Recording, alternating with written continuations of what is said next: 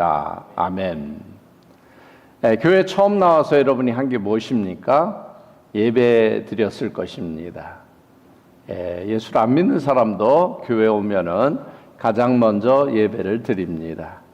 예배가 뭔지도 모르고 그저 앉아서 예배에 임합니다.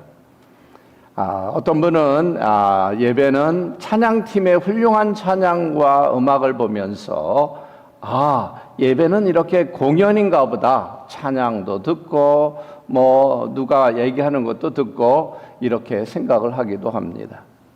또 어떤 분은 학교에서 강의 들은 것처럼 목사님의 말씀을 들으면서 종교에 대한 강의가 예배구나라는 생각을 하기도 합니다.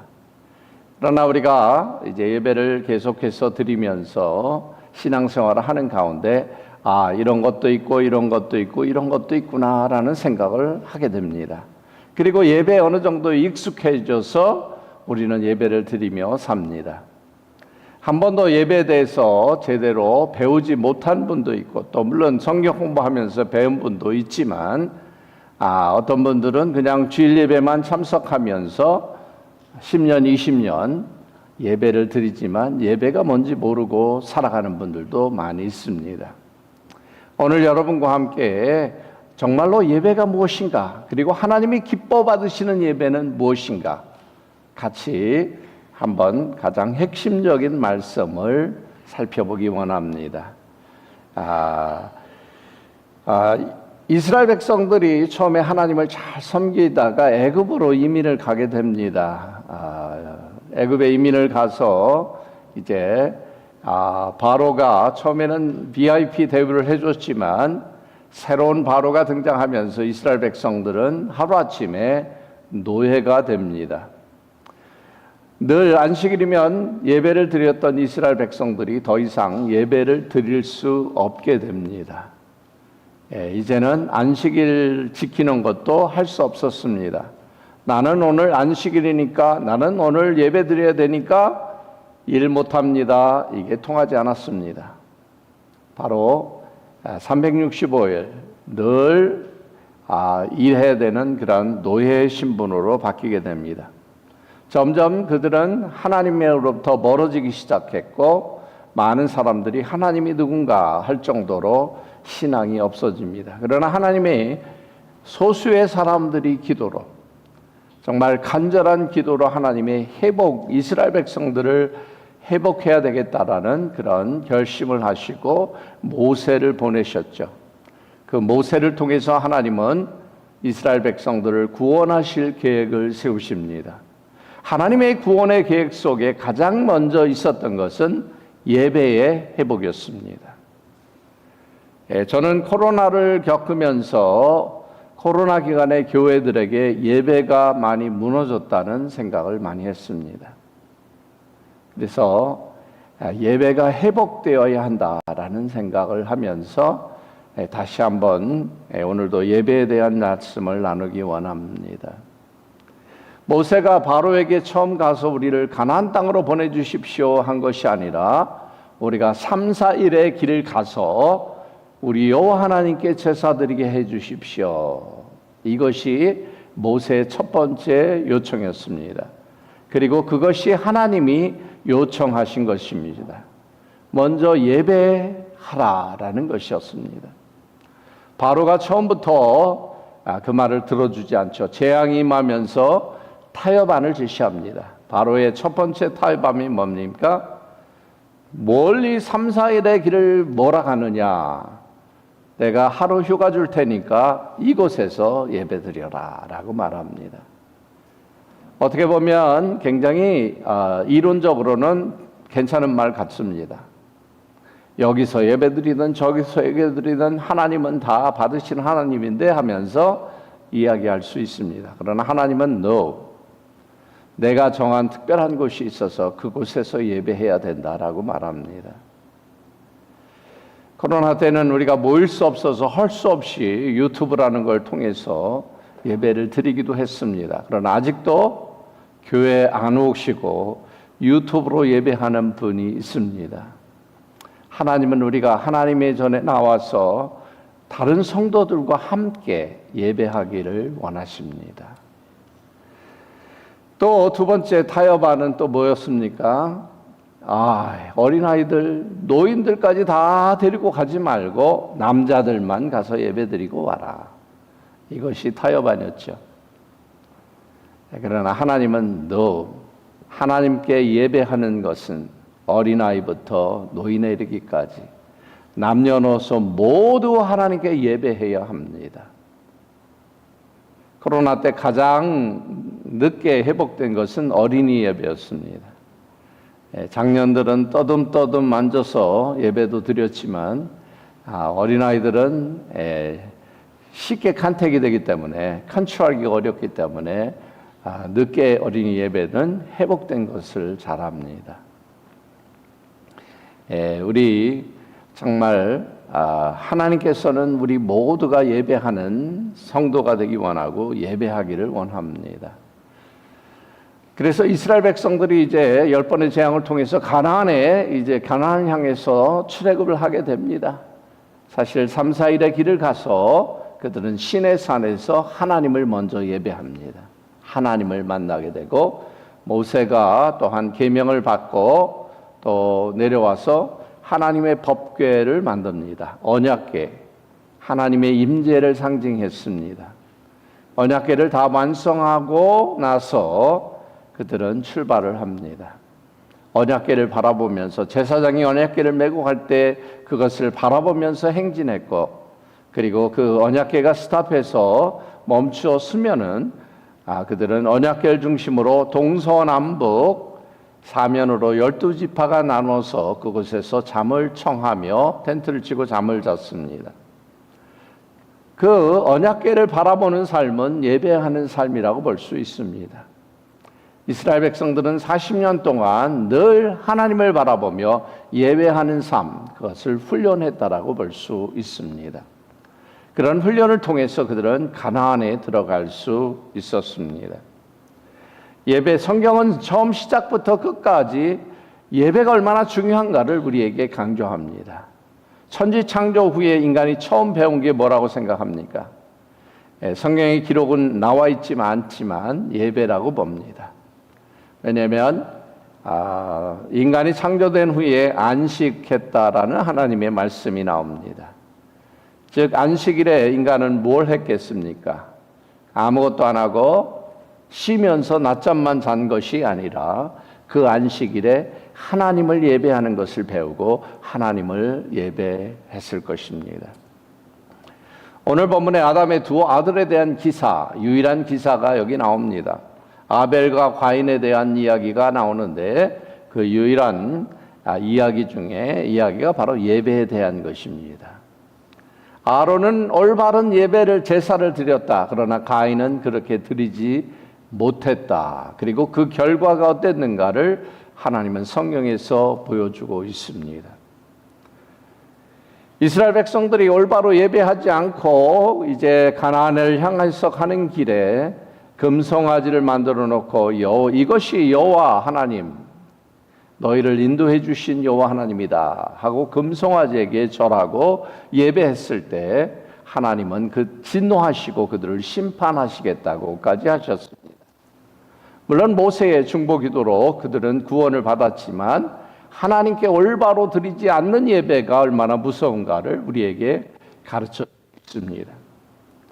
사울 왕도 하나님이 이스라엘 왕으로 세울 때는 하나님이 기뻐하는 자다라는 말씀을 하셨습니다. 그러나 사울 왕은 하나님께 버림을 받습니다. 여러 가지 죄를 졌지만 가장 우선적으로 중요한 핵심적으로 하나님께 버림받은 이유는 올바른 예배를 드리지 않았기 때문입니다. 제사장만이 예배를 집도하고 드려야 됐던 그 시대에 왕으로서 급한 나머지 적들이 눈앞에까지 쳐들어오니까 빨리 제사를 드리고 전쟁에 나가야 되기 때문에 급하다는 이유로 내가 제사를 집도하겠다 해서 하나님이 이렇게 죄를 범합니다. 결국 올바른 제사를 드리지 못했던 사울 왕은 버림을 받습니다. 다윗도 사실 많은 죄를 졌습니다. 그러나 놀라운 것은 다윗은 하나님이 버리지 않고 내가 너를 축복하고 너의 자손을 대대로 축복하겠다 라고 하며 결국은 예수님이 다윗의 자손으로 오게 하셨습니다. 왜 다윗은 죄를 졌는데도 이런 축복을 받았는가? 다윗은 하나님을 올바로 예배했던 사람입니다. 하나님께 올바로 예배할 때 내가 축복받는 것뿐만 아니라 나의 자손까지도 대대로 축복받는다는 사실을 기억하시기 바랍니다. 지상 명령의 선교와 전도의 궁극적인 목적은 영혼 구원으로 끝나는 것이 아니라 그들이 하나님을 예배하는 것에 있다라고 말합니다. 마지막 날 주님이 오시는 날 모든 열방과 열방 세계 곳곳에서 믿는 자들이 일어나서 예수님을 예배하게 될 것입니다. 천국에서 더 이상 우리는 전도할 필요도 선교할 필요도 없습니다. 그러나 천국에서는 우리는 주님을 예배하게 될 것입니다. 구원받은 성도에게 언제나 예배가 최우선이 되어야 됩니다.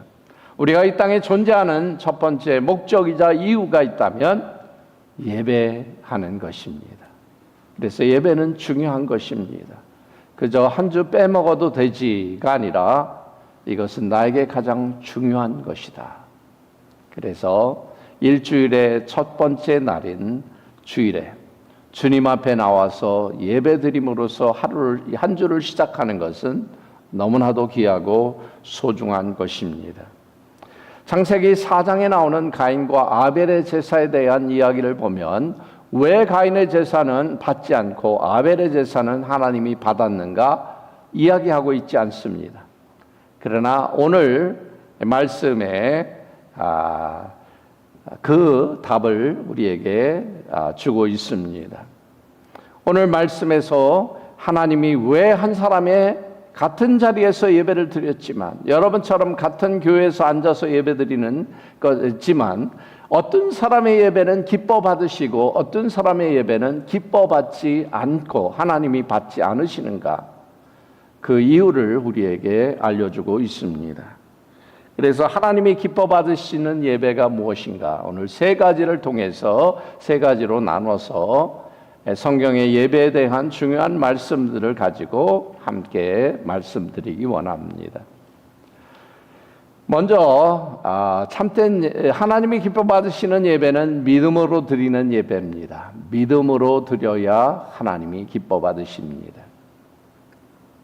오늘 읽은 말씀으로 다시 돌아가서 4절을 봅니다. 믿음으로 아벨은 가인보다 더 나은 제사를 하나님께 드림으로.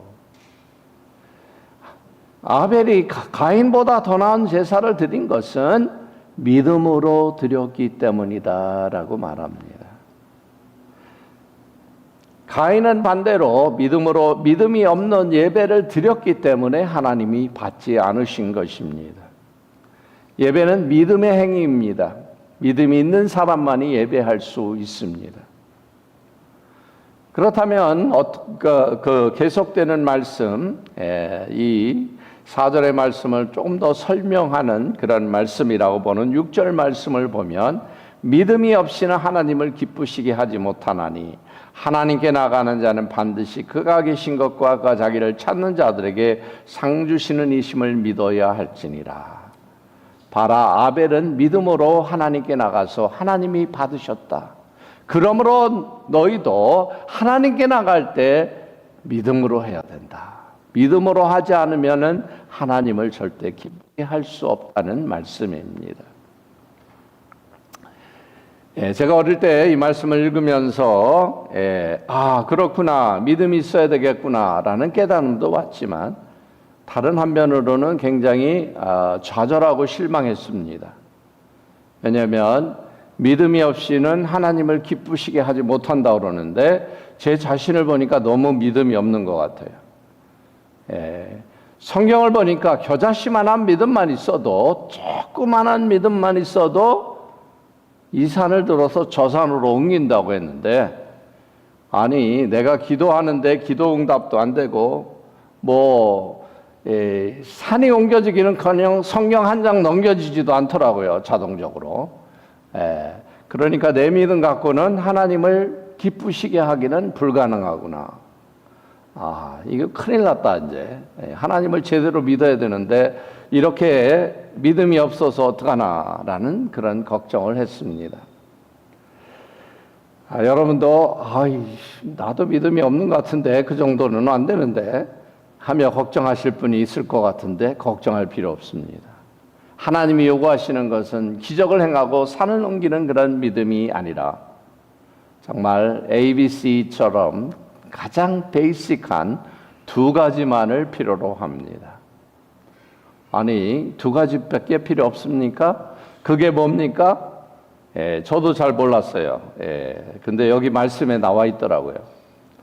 히브리서 11장 6절에 보면 믿음이 없이 하나님을 기쁘시게 하지 못하나니, 그러므로 하나님께 나가는 자는 뭘 믿어야 되는가? 첫 번째, 그가 계신 것과 하나님이 계시다는 것을 믿어야 한다는 겁니다. 두 가지 중에 하나는 하나님이 계신 걸 믿는 겁니다. 목사님, that's too easy.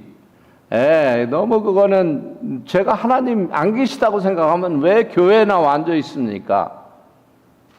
당연히 교회에 나왔다면 하나님이 계신 것을 믿는 것이죠.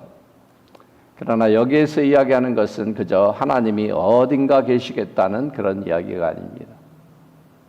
내가 예배드리는 이 자리에 하나님이 이곳에 계신다는 것을 믿어야 한다는 것입니다. 내가 기도하는 그 자리에 하나님이 그곳에 계신다는 것을 믿어야 한다는 겁니다. 내가 말씀을 읽는 그 자리에 하나님이 그곳에서 계신다는 것을 믿는 것입니다. 여러분, 누굴 예배하러 왔습니까? 하나님 예배 드리러 왔죠. 근데 많은 분들이 하나님을 예배를 드리러 왔지만 하나님이 보이지 않는다는 이유로 하나님이 여기에 계신다는 생각도 안 하고 예배를 드리고 갑니다. 허공에다 예배 드리고 간 것입니다. 그러니까 하나님이 기뻐 받을 수 없습니다. 하나님은 하나님께 드린 예배를 받으시는 분이십니다. 하나님이 바로 이곳에 계시다는 것을 믿으시기 바랍니다. 여기에 반드시라는 말이 나옵니다. 반드시 그가 계신 것을 믿으라. 여러분이 말씀을 읽으려고 할 때도, 그저 큐티할 때도 숙제하는 식으로, 책을 읽는 식으로 읽는 것이 아니라 그곳에 계신 하나님이 계시다는 것을 믿고 그 말씀을 볼 때 하나님이 여러분에게 주시는 음성을 듣게 될 것입니다. 여러분이 기도할 때 나 같은 사람의 기도를 들을까? 목사님의 기도라면 들었겠지만 나 같은 사람 너무 기도할 자격도 없고 제대로 신앙생활도 안 하는데 어떻게 나의 기도를 하나님이 들어 생각하면 그 기도 하나님이 기뻐하시지 않습니다. 그러나 하나님이 계신 것을 믿고 기도한다면 그 기도를 들으십니다. 우리의 기도는 나의 공로로 기도하는 것이 아닙니다. 내가 잘나서 기도하는 사람은 아무도 없습니다. 우리가 하나님께 갈 수 있는 것은 우리의 공의로 가는 것이 아닙니다. 무엇으로 합니까? 예수 그리스도의 이름으로 기도합니다. 예수님의 이름으로 우리는 기도를 올리는 것입니다. 예수님이 그 기도를 받으셔서 기도를 하나님께 올리는 것입니다. 여러분이 이메일 보낼 때 지메일이나 야후메일이나 해서 딱 보내잖아요. 그러면은 딱 전달이 됩니다. 그러나 이제 하나님께 예수의 이름으로 기도하는 것은 여러분이 어떤 상태, 영적인 상태든 관계없이, 여러분이 오늘 처음 교회 나왔다도 상관없이 주님이, 예수님께서 그것을 하나님께 전달하고 그 기도를 들으십니다. 그래서 그 자리에 하나님이 계신다는 것을 믿고 기도한다면 그 기도가 응답되는 것입니다. 헌금을 드릴 때도 그저 헌금을 드린다, 교회다 드린다 생각하는 것이 아니라 이 헌금을 바로 이곳에 계신 하나님이 받으신다라고 생각하셔야 될 거예요. 두 가지가 있다고 그랬죠? 여기 두 가지가 있습니다. 하나님께 나가는 자는 첫 번째 반드시 그가 계신 것과 두 번째는 또한 그가 자기를 찾는 자들에게 상 주시는 이심을 믿어야 할지니라. 두 가지를 반드시 믿어야 하나님을 기쁘게 하는데 첫 번째는 그가 계신 것과 두 번째는 상 주신다는 것을 믿어야 한다는 것입니다. 하나님은 상 주시기 원하시는 하나님이십니다. 어떤 분은 하나님을 무서운 하나님으로 생각해서 몽둥이를 가지고 다니면 내가 잘못할 때마다 한 대씩 때리는 그런 하나님으로 생각을 합니다. 그것은 이슬람이 섬기는 하나님입니다. 우리 하나님은 사랑의 하나님이라고 그랬습니다. 자기 아들까지도 우리를 내어주신 하나님이십니다. 여러분이 여러분의 자녀를 사랑하는 것보다 몇 배, 몇십 배, 몇백 배 더 여러분을 사랑하는 하나님이십니다. 그러면 상 주기 원하지 않으십니까?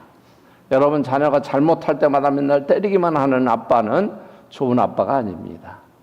잘할 때 칭찬해주는 아빠, 너무 잘한다, 하나를 잘할 때마다 칭찬해주는 부모, 그런 부모가 진짜 좋은 부모입니다.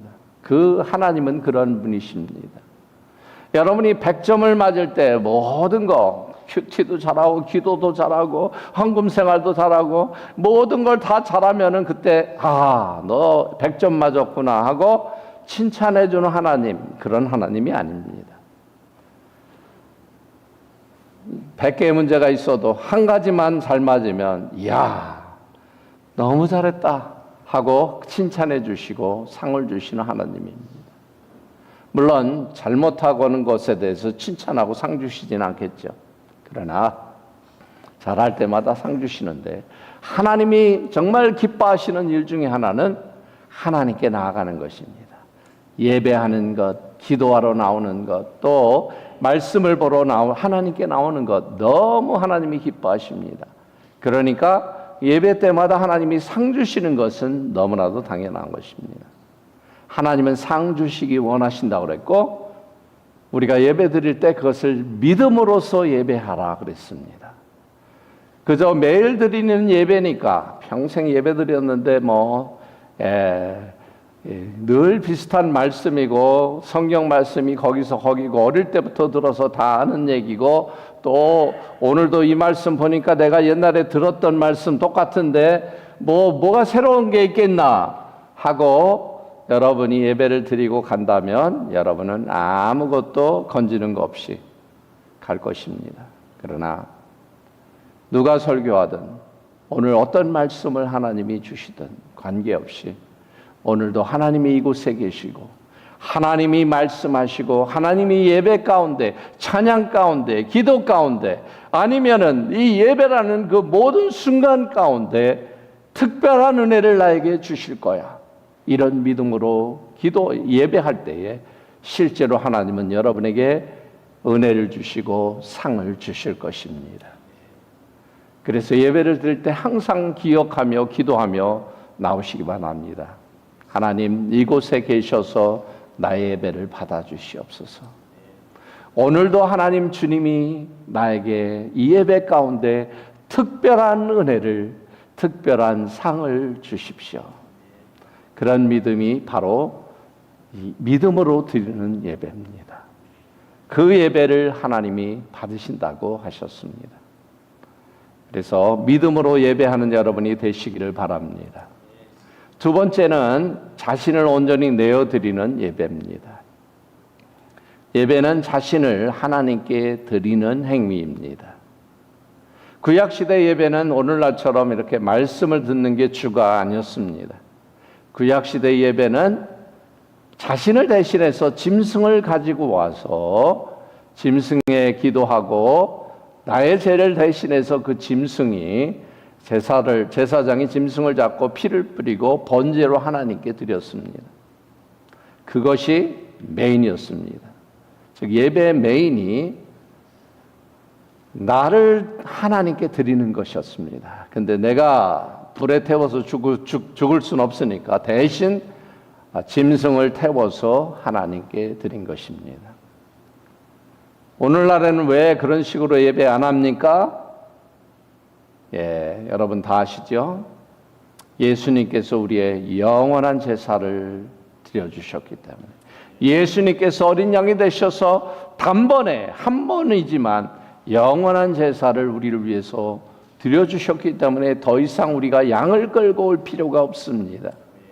그러나 어린 양 되신 예수님을 의지해서 우리는 우리 자신을 드리는 것이 예배입니다. 그래서 로마서 12장 1절에 말합니다. 그러므로 형제들아, 내가 하나님의 모든 자비하심으로 너희를 권하노니 너희 몸을 하나님이 기뻐하시는 거룩한 산 제물로 드리라. 이는 너희의 드릴 영적 예배니라. 너희 몸을 하나님이 기뻐하시는 산 제물로 드리라고 했습니다. 불태우거나 죽이거나 그러지 말라는 겁니다. 그러나 온전히 여러분의 몸을 드리라는 것입니다. 이것은 우리 자신을 온전히 하나님께 내어드리는 것입니다. 예배의 절정은 여러분이 큰 기적을 경험하고 성령 충만하고 막 몸이 뜨거워지고 이런 것이 아니라, 진정한 예배의 절정은 바로 자신을 하나님께 드리는 것입니다. 역사적으로 가장 큰 예배의 절정이 어디에 있었다고 생각합니까? 예수님께서 십자가에서 자신을 온전히 하나님께 드리는 죽음으로써 그때 예배의 절정을 예수님은 하나님께 드렸습니다. 우리가 우리 자신을 죽을 필요는 없지만 산 제물로 드리라고 그랬습니다. 시편 40편 3절에 보면 새 노래라는 그런 이야기가 나옵니다. 새 노래로, 뉴송, 새 노래, 이런 말이 성경에 여러 번 나오는데, 거기에 나오는 뉴송이라는 말 중에는 우리가 창작해서, 우리가 작사, 작곡해서 노래를 배워서 하나님께 드리는 찬양도 있는가 하면은, 또한 어떤 것은 인간이 만든 찬양이 아니라 하나님께서 직접 우리의 입에 가르쳐 주시고 부르게 하는 그런 찬양이 나옵니다. 그 중에 하나가 시편 40편 3절 말씀입니다. 새 노래 곧 우리가 하나님께 올릴 찬송을 내 입에 두셨으니 많은 사람이 보고 두려워하여 여호와를 의지하리로다. 이것을 좀 원어대로 풀어 쓴 그런 성경이 있는데 메신저 바이블이라는 것입니다. 거기에 이렇게 쓰였습니다. He taught me how to sing the latest God song, a praise song to our God. More and more people are singing this. They enter the mystery, abandoning themselves to God. 이걸 한국말로 또 번역하면 새 노래 곧 우리 하나님께 올릴 찬송을 그가 내게 가르쳐 주셨다. 더 많은 사람들이 그것을 보며 하나님께 자신을 버리고 그 신비함 속으로 들어갔다. 정말 하나님이 가르쳐준 노래로 가득 채서 드리는 찬양과 예배, 정말 성령 충만한 하나님의 임재가 가득한 그런 예배의 모습입니다. 이걸 쉽게 표현해서 이야기로 한다면, 여러분이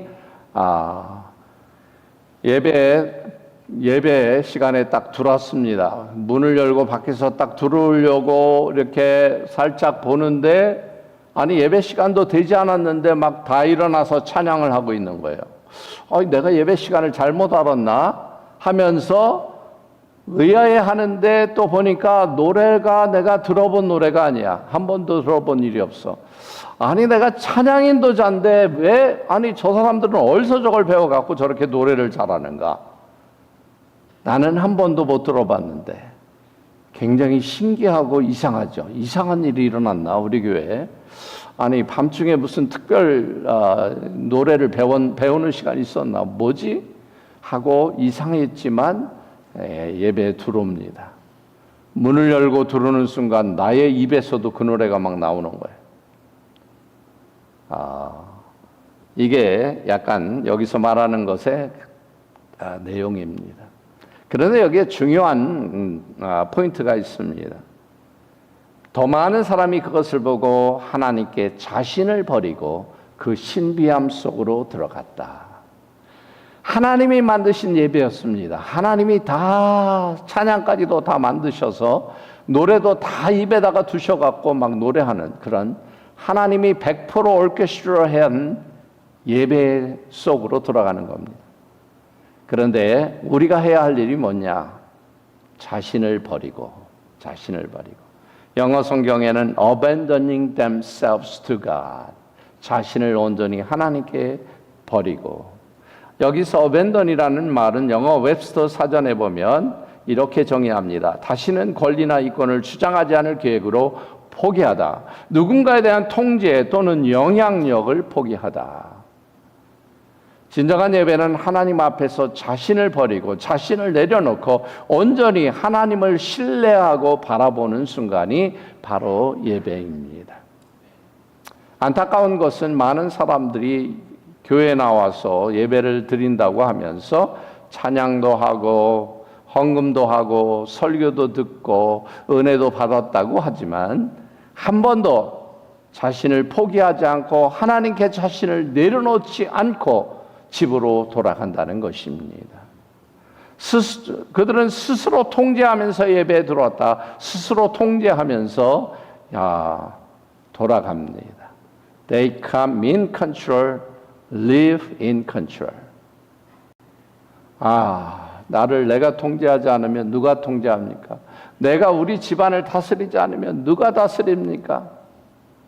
하나님이 다스려 주십니다. 우리에게 근심, 걱정, 염려, 불안함이 왜 생긴 줄 아십니까? Because I'm in control.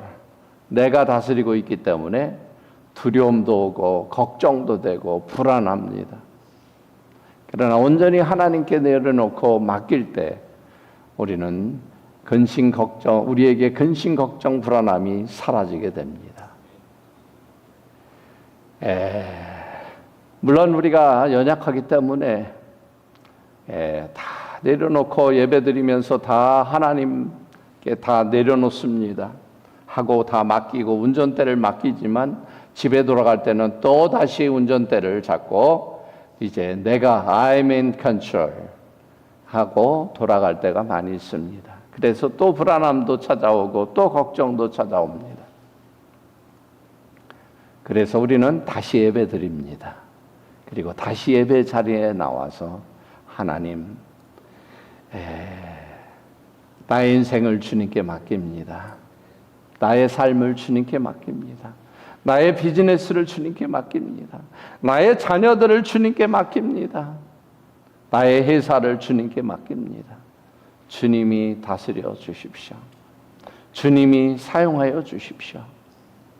이것이 우리가 예배 가운데 고백하고 또 내어놓아야 할 것입니다.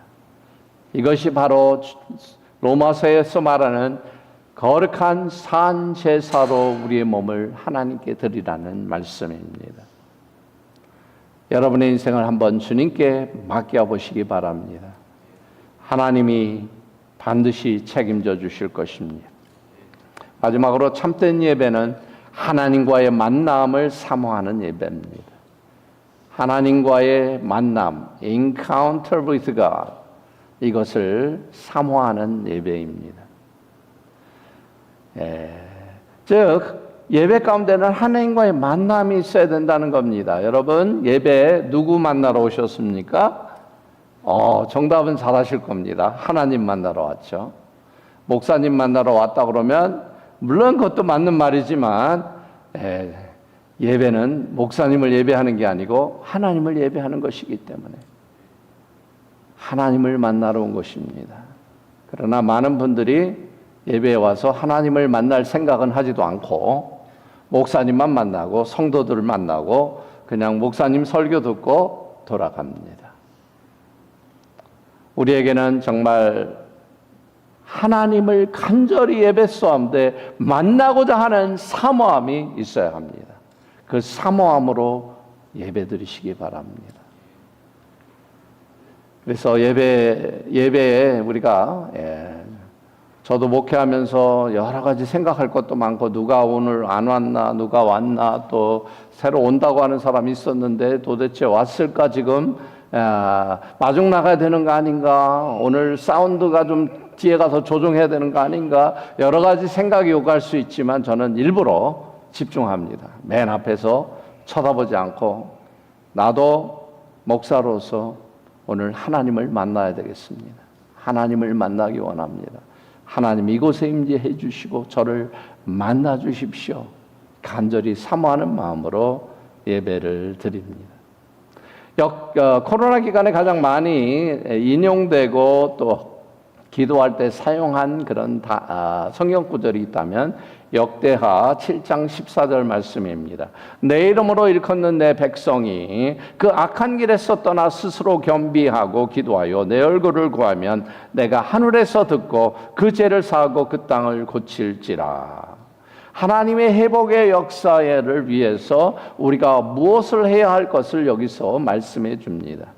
여러분이 잘 아는 말씀이라 할 것입니다. 뭘 해야 됩니까? 첫 번째는 회개해야 된다. 악한 길에서 떠나 스스로 겸비하고, 그 다음에 두 번째는 스스로 겸비하고 기도하며 기도해야 된다. 많은 분들이 이 두 가지만을 생각을 합니다. 그리고 회개하고 열심히 기도하자라고 생각을 합니다. 그러나 여기에는 세 번째 포인트가 중요합니다. 그리고 세 개가 있다는 것을 알 수 있습니다. 뭡니까? 내 얼굴을 구하면, 이 세 가지를 다 해야지만이 하나님이 고쳐준다고 그랬습니다. 악한 길을 떠나고 기도하여 내 얼굴을 구하면, 성경에서 하나님의 손을 구하라, 하나님의 오른손을 구하라, 이런 오른손, 손 이야기가 나오는 것은 하나님의 능력, 권세 이런 것들을 말합니다. 그러나 하나님의 얼굴을 이야기하는 것은 하나님의 임재를 가리킵니다. 너희가 구해야 될 것은 하나님의 임재를 구해야 된다. 기근이 있어서 비가 오지 않습니다. 그러면 당연히 뭘 구해야 되겠습니까? 비가 오게 해 주십시오. 전염병이 임했습니다. 그럼 뭡니까? 전염병이 사라지게 해 주십시오. 사람들이 더 이상 죽지 않게 해 주십시오. 이렇게 구해야 되겠죠. 아픈 사람이 있으면 아픈 사람이 치유받게 해 주십시오. 그러나 오늘 본문에는 그런 이야기가 하나도 없습니다. 물론 그 전에는 전염병이 임하고 기근이 있고 이런 것이 있을 때 너희는 회개하고 기도하라 했지만 여기서 구해야 될 것을 말하고 있는데 내 얼굴을 구하라고 말하고 있습니다. 왜 그렇겠습니까? 물론 우리가 아픈 사람 위해 기도할 때 낫게 해달라고 기도하지 말라는 것이 아닙니다.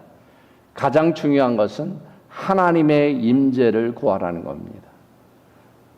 하나님이 임하시면 모든 것은 다 해결됩니다. 비 문제도 해결되고 질병의 문제도 해결되고 해결되지 않을 것이 없습니다. 하나님을 만나면 모든 것이 다 해결됩니다. 한 번의 만남이 여러분의 인생을 바꿀 수 있습니다. 그러나 우리는 한 번의 만남으로 만족하는 것이 아니라 예배 때마다 하나님 앞에 나와서 하나님을 만나고 돌아가야 할 것입니다. 그런 간절한 사모함으로 우리가 예배해야 할 것입니다. 예배를 통해서 하나님의 임재를 경험하고 더 하나님께 가까이 나가며 하나님을 만나는 놀라운 일이 일어나야 합니다. 다윗이 예배할 때마다 하나님의 임재가 임했습니다. 솔로몬이 성전을 건축한 후에 그곳에 하나님의 임재가 임한 것을 기억합니다. 엄청난 하나님의 임재가 임했습니다. 그러나 그런 엄청난 것은 아니더라도 조용하게 여러분이 예배 가운데 한 사람 한 사람 여러분 모두에게 하나님이 여러분을 만나주시는 그런 역사가 있도록 기도하고 사모해야 할 것입니다.